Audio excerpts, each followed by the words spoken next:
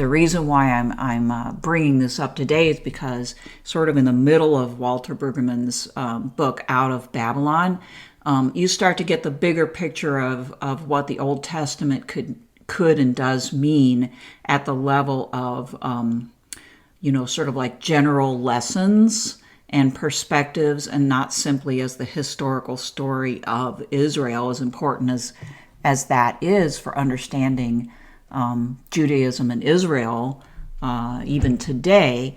There are these fundamental underlying narratives that to a certain extent are shared with other, ancient stories and modern stories. They're very, very fundamental, iconic, I dare say, archetypal type stories that speak to something, much more universal than the particular story that's going on there. And I guess the wonderment to me is that in the passage of going from Judaism to Christianity, and for Christians this was, at first perceived as the chosen people are now expanding to include the Gentiles, and now they're part of this family. But, going from the wonderment is to like how you get from that to a particular nation state, right? Being somehow, whatever this means, the new Israel. And when doing that, people move away from or stop thinking about, or maybe even stop being able to perceive these fundamental, iconic narratives, these universal themes that can speak to people and inform them about how they're situated relative to God, relative to mammon, relative to, empire, Babylon, and so on. And so, Brueggemann really dwells on this. I have a couple of pictures there, like Empire is the new dynasty in TV land, right? For those of you who are old enough to remember, Dynasty was like, if not, I think Dallas was the first, but it was among the first TV shows that really depicted incredible wealth and showed that the families, that the Carringtons in this case, that had this incredible wealth, had all kinds of problems, right? Like they were practically at each other's throats, constantly trying to practically kill each other, if not outright kill each other. Constant drama, constant despair. Same thing with Empire, which is a great TV show. When I want to just relax, I still just love Empire. But those TV shows actually, at the level of fundamental message, repeat the type of iconic, archetypal, biblical message that if you go down the road of mammon, meaning if you go down the road of like wealth worship and power worship, then what you're going to get is more or less drama and misery.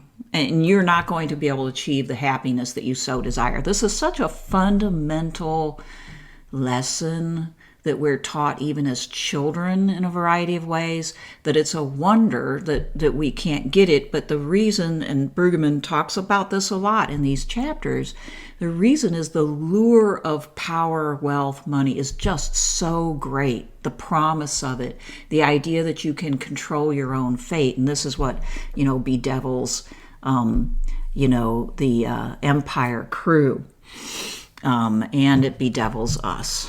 And so we want to imagine ourselves as God-like, right?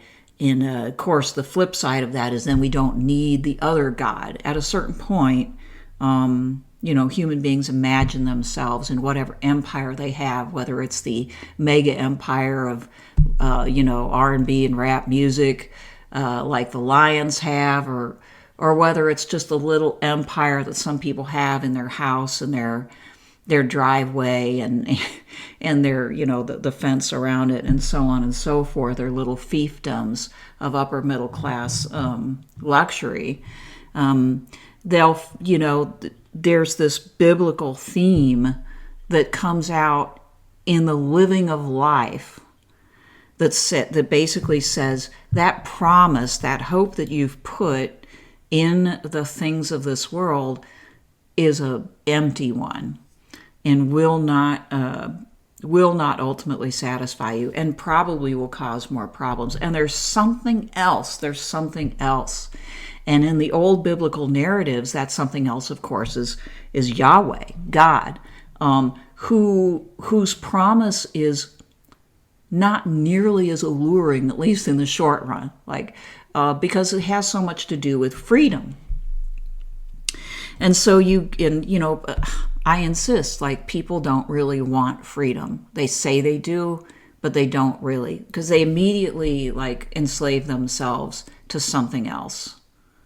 But the story, the narrative, the bigger picture of these Old Testament stories is one of the seeking of freedom, the offering of freedom, real freedom, not the freedom to, bow down to another idol of some kind, but the freedom to actually, live one's life. And freedom is scary, scary, scary, scary.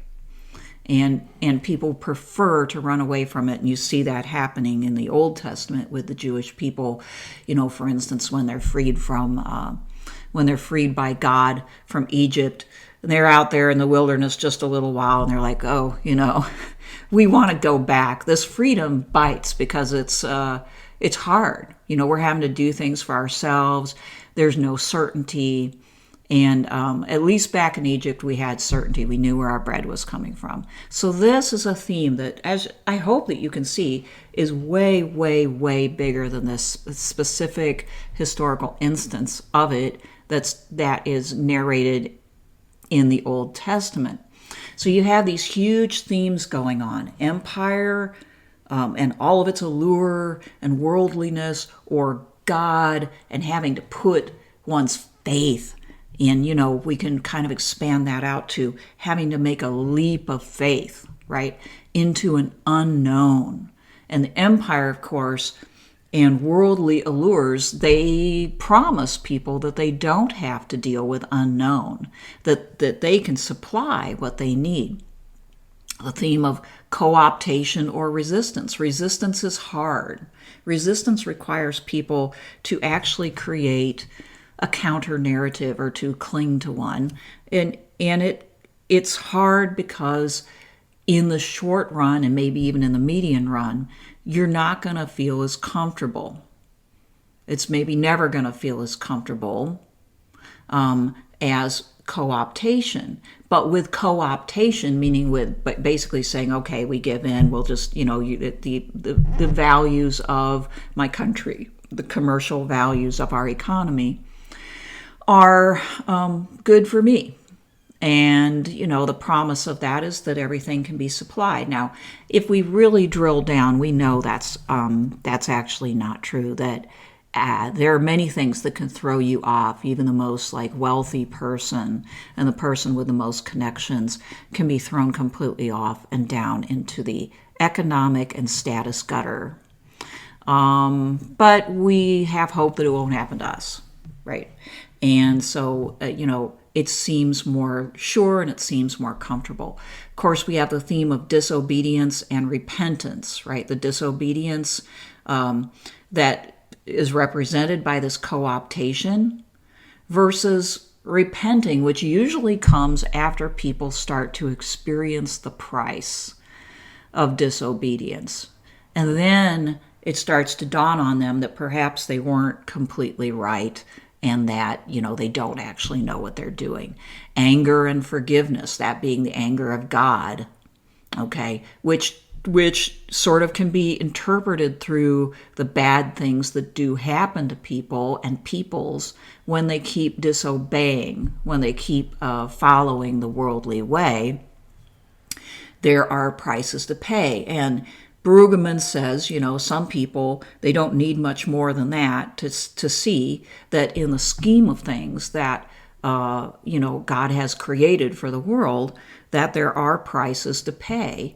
And for people in the Old Testament, when the price got really high, then, repentance would come about and the anger of God would be switched to forgiveness. And this is another theme that comes out strongly, is that God is, as I said, a kind of mutable God in the Old Testament. And Brueggemann, highlights that God longs for his people to come back and to establish a relationship with him and to maintain it.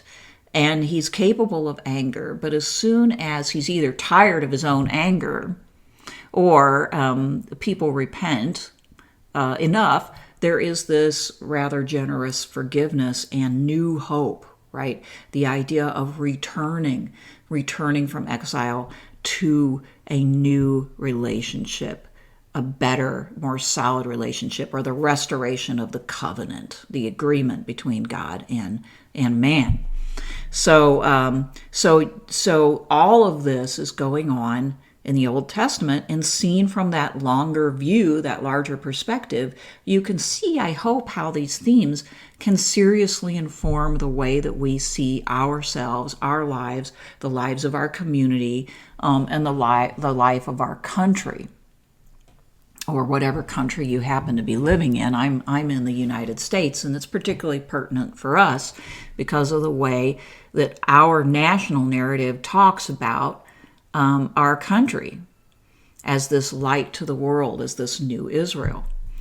So, I've mentioned this before, but I want to emphasize this, that going into the wilderness, right? Trusting God, so to speak, and going into the wilderness away from these surefire, seemingly surefire guarantees of empire, to protection, to, wealth, or at least to enough food to eat, and, the allure and hope of more material largesse. Instead of that, if people break free and they go into this free state away from empire, they are in the, quote, wilderness. And meaning that there's no certainty. But notice that with risk, with the wilderness, comes the feeling of life. I want everybody to think about this. Until you take steps that are outside of your comfort zone and contradict what you have believed in the past, or what feels sure to you on the basis of these kind of false promises. Until you do that, you are, from this narrative's perspective, right, dead. You're dead because you're not feeling life. You're not living life, right? You are, in effect, completely captive. And I hazard a guess that Walter Brueggemann, and I agree with this, thinks that many people who believe themselves to be, truly faithful Christians, who tend to create this U.S. as the chosen people narrative, or tie up their faith a lot with, economic success and U.S. power, that in effect they are afraid. Afraid to risk, to change, afraid of what might happen next. And this was something that, kept a lot of people, the people of Israel, in line in the empires that they had to deal with. The fear of the unknown. They had already been beaten down. And this is something we have to understand for a lot of people today. They've already been beaten down. They've already lost a great deal. And they probably can't even imagine what life could be like outside of those walls of empire, outside of the values and the material aspirations that they've been taught. And so, like a long time ago, I read a story, I think it was by Václav Havel, right? And he wrote about how, in the wake of the collapse of communism, he was kind of reflecting on how people acted within communism. And one of the things that he would see is that people would put these insignias in their storefronts and on their houses that showed that they were good communists, workers of the world unite, or the hammer and sickle. And this would say, I'm still a proud person. I'm an autonomous, thinking person, and I'm obeying out of my own free will. But the subtext of those signs was, I'm afraid. I'm afraid. I'm afraid that everything, what little I have, will be taken away. And I would suggest that there are a lot of people in this category in the United States today, as well as elsewhere in the world, wanting to retain their pride, wanting to feel as though they're autonomous, but really afraid. The unknown, is so scary. But in being afraid to even dip your toes into the unknown and to move away, or even consider moving away at all from your your boundaries, is not really living. And so there's this death versus life narrative that occurs in the Old Testament that's still useful to us. Do you choose death, or do you choose life? Okay. Brueggemann says Israel's perception of Babylon begins in the experience of the empire as a displacer. All who belong to Israel, those who are deported and those who are not, experienced displacement and readily identified Babylon as the agent of that displacement. And from there, the tradition used the term Babylon to refer to any anti-life force that could be increasingly demonized in the imagination of the tradition. I really soaked that in because Babylon is the displacer, but then in the minds of the people, it also becomes the protector and the only sure, source of stability and security. And so, if nothing else, the people in the United States who are likely to be attracted to the idea of the shining city on the hill scenario are people who've been displaced. They're not all poor, some of them are, but displacement, right? Because we used to have so many more people who could make a living off the land. And over the course of just a few decades, we've gone from a pretty healthy rural culture and society in the United States to one that's completely decimated, and to where a lot of people who previously could do that are now living in the suburbs and peri-urban and urban areas. And the ones that are left in the rural areas are very alienated, I think, in a lot of cases, and their lives have really changed drastically. So they've been displaced. And you see the move here, right? That the people of Israel were tempted to do as well, which is to identify with the displacer because it has so much power. And so, they may put an insignia, the eagle and the flag, on their door or on their car, but in various very, very outward ways all the time, expressing, that they do belong. And, with good reason, people do this. But I would just like people to contemplate on that move as a move of fear. It's a move of fear. The more I see it, the more I think these are symbols of fear. People are afraid that any change will make things even worse for them. And so they are going to double down on their support for an idea of the United States and of their religion that makes them feel safe. And so I think it's up to the people in power, the people who say they solve problems, to do something about this that makes people feel safe because they are safer, because there's more security. Because right now, I think, a big part of our problem is a lack of security for an awful lot of people. And people do not react to that insecurity in necessarily, full rational ways. Human beings aren't rational for the most part. It's really, really hard for us to be on any given day. So like the bigger picture here is one of what I use the term natural law to refer to very fundamentally. I mean, we could talk about like particular natural law teachings of the Catholic Church and stuff, but here I'm basically just saying that, actions have consequences, ideas have consequences. What goes around comes around.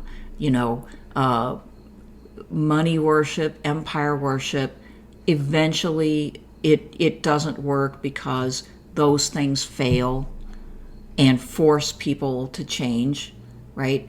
And disobedience to God, meaning, at the very least, valuing these things more than human relationships, more than, our spiritual life, this is gonna backfire.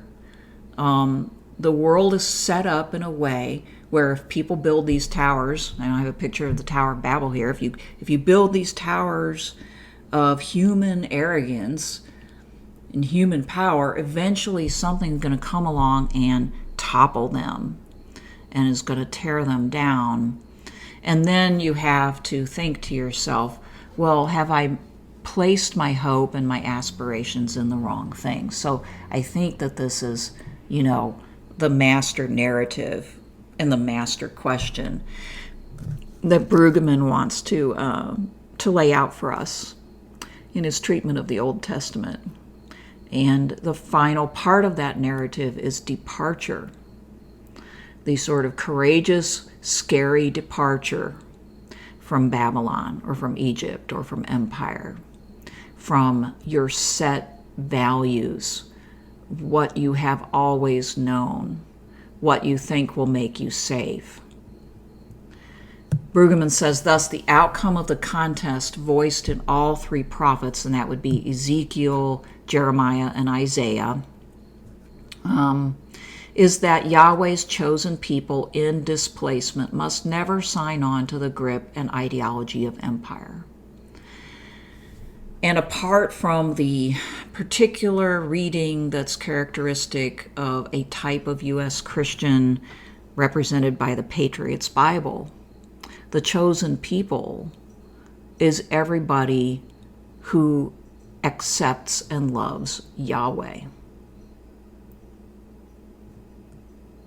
Meaning that there's no particular nation state that represents God's kingdom in this regard, but it's a kingdom of all believers. People can dispute exactly who's included and who's not.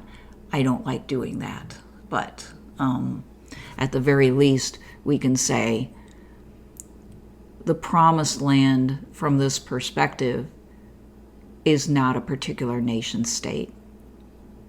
And the promise is really the life that people can grasp hold of and start to live in this scary wilderness, aiming for a truer relationship with the transcendent, with something greater than themselves. All right, I'll still be talking about Out of Babylon next week. If you like this content, please subscribe to my channel. Also, I have a podcast on Spotify, Google Podcasts, and iTunes that replicates this with audio only. Bye.